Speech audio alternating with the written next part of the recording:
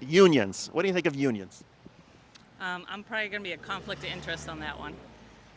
Are you a union member? No, I'm an accountant for a lot of unions. Oh, great. I mean, there's so you support unions. I do.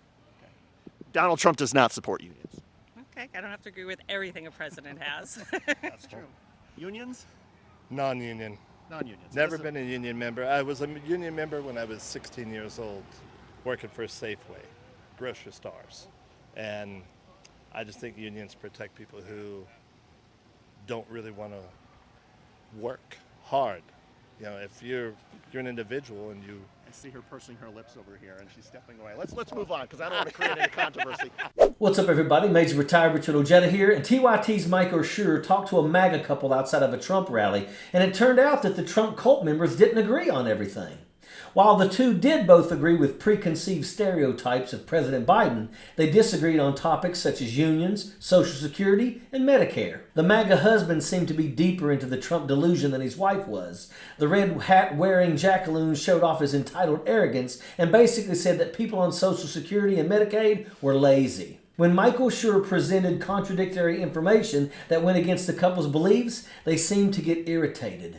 One of the common preconceived notions that you'll find on display at the Trump rally is defiant opposition. Trump cult members usually don't really know why they're mad at Joe Biden, and if you talk to one long enough, you'll find that they're usually angry all the time. They just find it convenient to project their own hatred onto the authority figure like Joe Biden. The people didn't appear to be underprivileged either. The fact that they could dress up in their favorite attire and attend a Trump rally speaks more to their affluence than it does anything else. The guy only agrees with cutting Social Security and Medicaid because he doesn't need the programs. He thinks he's somehow superior to folks who don't have that same kind of stock portfolio that he has. How about Medicaid?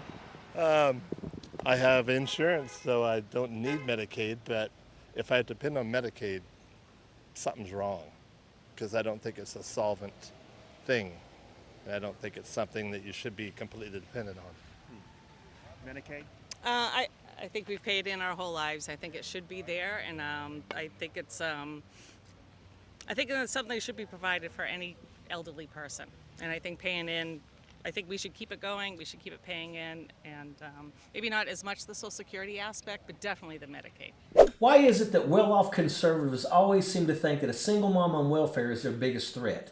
What are people on food assistance doing that hurts MAGA morons' egos so bad besides just trying to survive? What is it about the struggling family that gets these jackaloons up in arms? What is it that drives them to mold all of their frustration and hate into some kind of righteous indignation and direct it against the poor and marginalized? The MAGA husband seemed to get more blatant with his stupidity as the interview went on. It's hard to tell if he was drinking coffee or if he snuck in a bottle of schnapps into his Starbucks cup.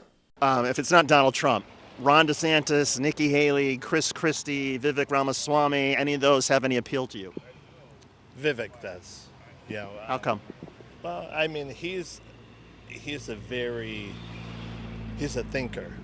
I mean, and it seems that, you know, he's somewhat wise beyond his years as far as, you know, projecting down the road and thinking that way.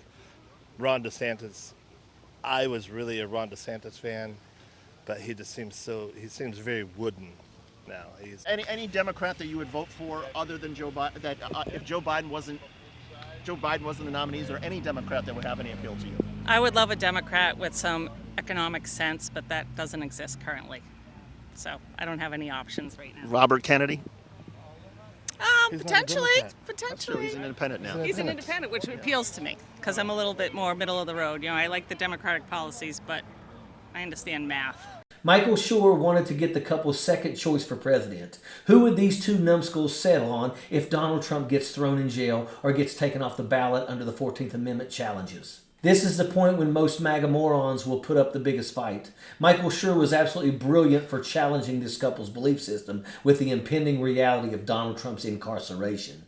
Cognitive dissonance is the term used to describe the discomfort someone feels when their deeply held beliefs are challenged by contradictory information. Folks who are objective can process the new information much better than the undereducated narcissist types. This contrast explains the couple's different reactions. The MAGA wife seems to be a bit more objective than her gullible partner. He's obviously more committed to stupidity than she is. Either way, they both support Donald Trump, and they represent the hypocrisy and arrogance that Trump supporters are famous for. What a couple of morons. And that's a fact. Sappers clear the way, airborne all the way.